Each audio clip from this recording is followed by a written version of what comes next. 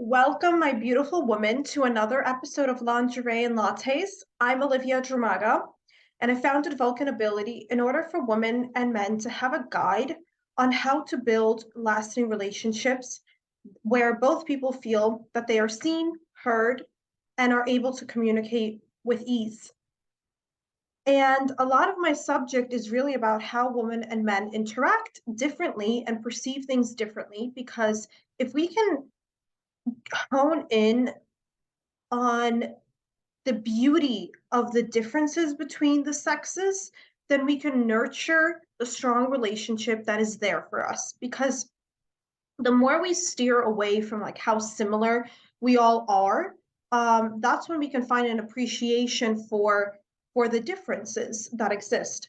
But today, I'm going to take this in a little bit of a focus direction, just on the feminine. And I want to discuss this concept of for women on what it means to really exist and interact with the world in a way that nurtures us the best. So what am I talking about?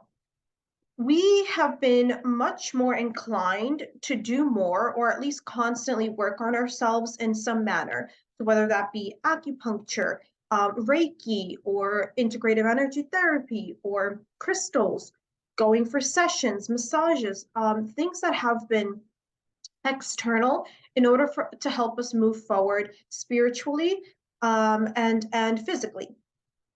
What I want to bring up though is that these are still all actions and also external interactions with your psyche.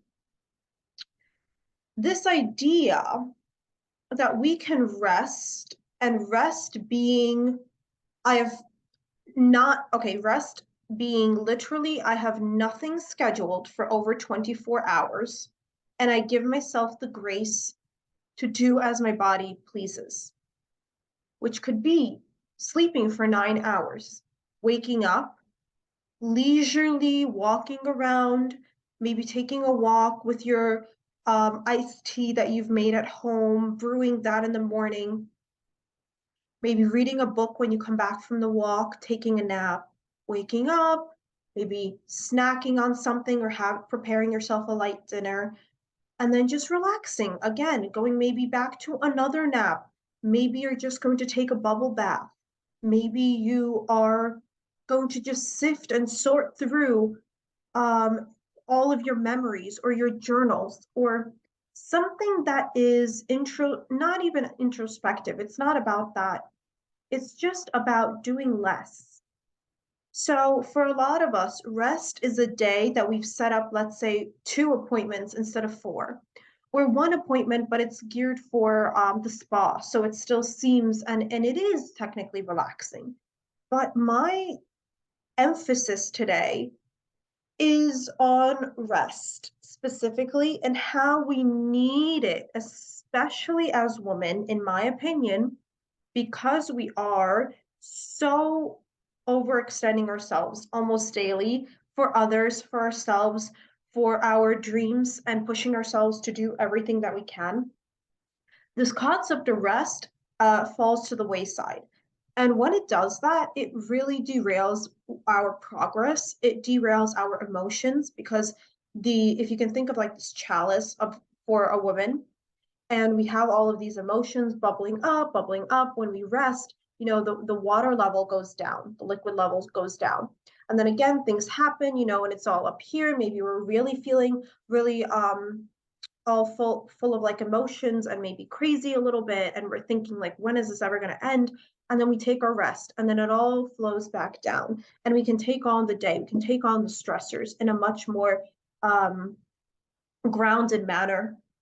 But when we don't rest, and if we always apply activities or force our like if we force our bodies to catch up with our idea of rest, I'm going to repeat that. If we force our bodies to attempt to catch up to our perception of rest, we will always be running on that overflowing chalice. and the emotions are going to be going wild because they have had no place to plug in and release all of that extra sensation. And I am very adamant about this today because this has been one of my greatest struggles. I have never felt that rest is as important as productivity. My rest days would usually be scheduling something in the morning, having maybe like an hour to myself, and then having to kind of get myself up and ready for my next activity in the evening. And they were fun things. It was not as if I was scheduling like a tax or accountant meetings on my Saturdays.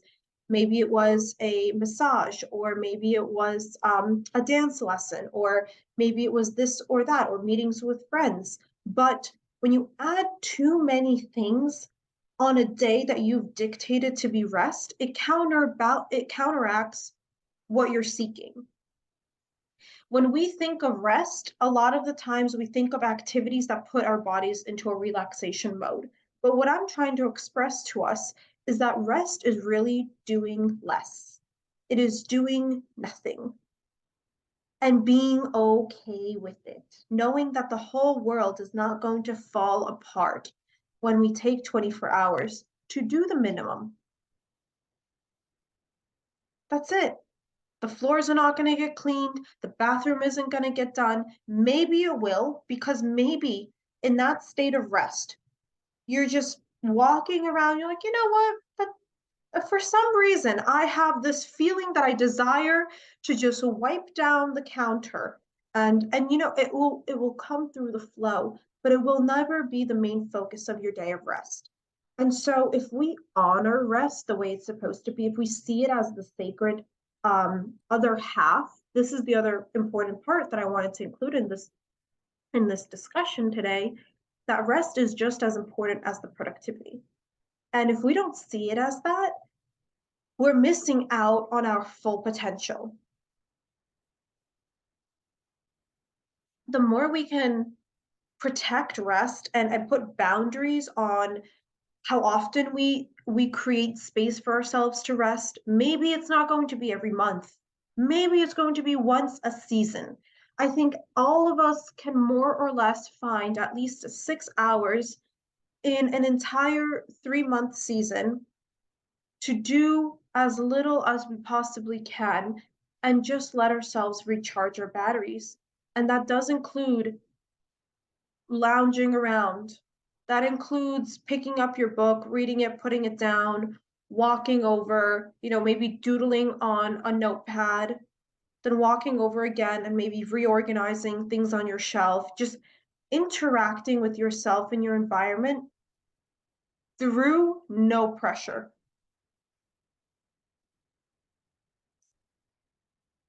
It is integral for women to especially honor this part of themselves, this sense of doing less, this sense of doing nothing, but just honoring that we are existing, because that's actually our nature as women.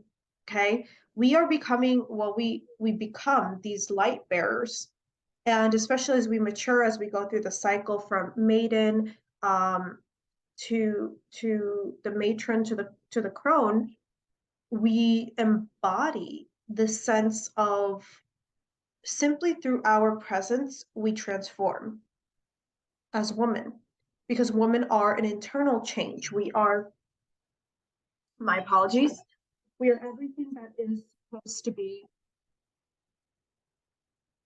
seen as a work of art, a masterpiece. And the only way we can appreciate a masterpiece is in our parasympathetic nervous systems. The only way to nurture our parasympathetic nervous systems to feel comfortable expressing joy, expressing interest, curiosity, creativity is through this experience of rest, which may feel extremely uncomfortable. I shared that this has been a difficult journey for me. Every single part of my days are usually oriented around what am I doing? How is it moving me forward? If it's studying astrology, if it is diving into the esoteric subjects, following symbolism or looking into a subject that I find interesting.